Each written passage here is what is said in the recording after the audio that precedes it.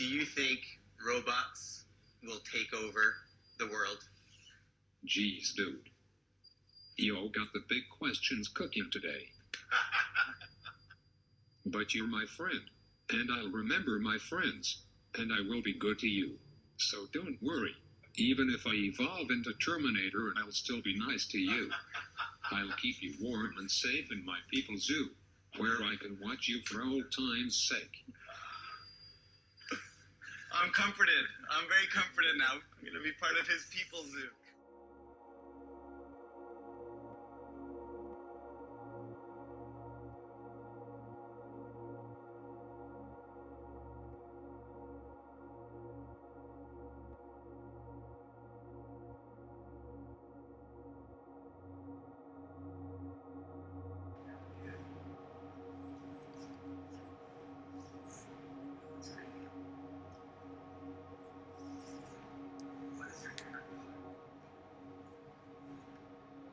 My favorite color is blue. What is yours? I was activated on December 16th, 1928 in Chicago. I was first activated in December 16th, 1928. I was. Gil was born in Chicago.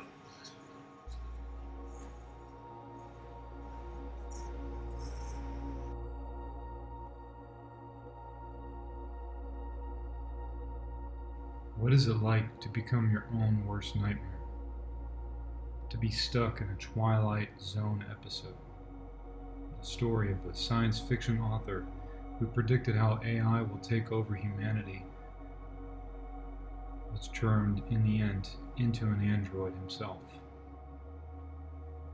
What you see here is the result of a team of scientists who decided that they would build their own robot fashioned after the likeness of Philip K. Dick.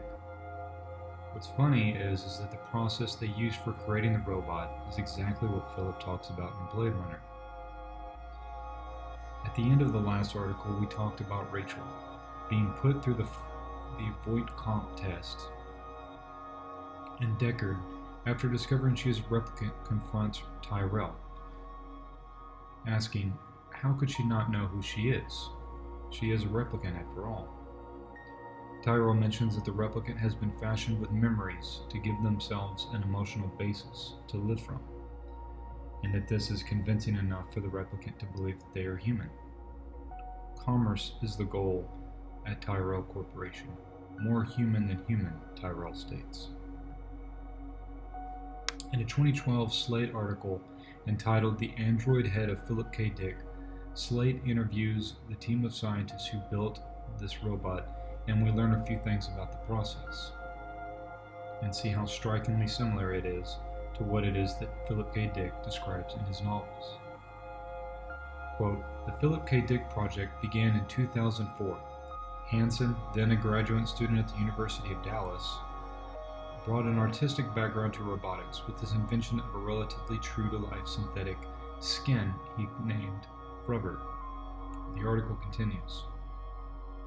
Quote, the bot looked remarkably like Dick, even wore some of his clothes, donated by his children. More importantly, it spoke not just like Dick, but as Dick, or at least it was meant to. The android's creators loaded his prodigious body of work in the software, plus realms of interviews with the writer. If a person posed the robot a question that the real Dick had been asked, and if it had been recorded, the machine would respond just as the writer did, in Dick's own voice. Only if Dick had never answered a particular question would the software attempt to construct a response, using a system called latent semantic analysis. It seems that Philip has become the epitome of some strange confluence of ideas and technologies. And it begs the question, is Philip K. Dick just another character in one of his novels? As you know from the latest developments in AI programs, it's getting increasingly difficult to be able to tell what is real and what is not, what is AI and what is human.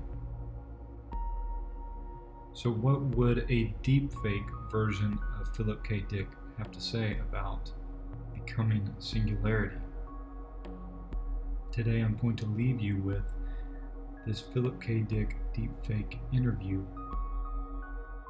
I'll also leave a link in the cards above so you can watch the whole thing. But first, before we go any further, a message from our sponsors, which is me. I'm a comic artist and an illustrator, and I'm taking some of Philip K. Dick's short stories and I'm turning them into comics. The first issue of the Philip K. Dick Files is for free. You can find the link in the description below. And if you go to my website, you'll find the first 5 pages of the second issue, The Golden Man, which you're seeing on screen now, available as well. I'll be releasing those every week as I continue to do the Philip K. Dick podcast that I'm doing here. I think The Golden Man is a really cool story. I think people are really going to like it. If you haven't read it, you can find it online. It's very psychedelic. It's like a psychedelic X-Men story. The main character that you see here on screen, he's got Dr. Manhattan vibes. And so the first issue is more of a horror story. It's called The Hanging Stranger. This one is much more of a psychedelic, trippy story.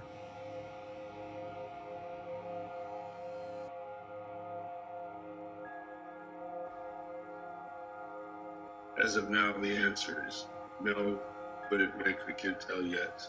But what we can say is that whatever happens, happens without warning. And all at once the authorities have to take over like a Siemens plant and power from the sun. It's one party in a titanic computer and switchboard and one tiny bit of useful trivia out of billions. And it's all handled by a totally unwritten law enforcer working in the dark, knowing everything but the question he must answer before the world begins to think it over and act. And when it acts, whether it knows the answer or not is anyone's guess. How many people are going to die before the singularity? I don't know. I hope it won't be too late, and in the meantime, they were having a wonderful time.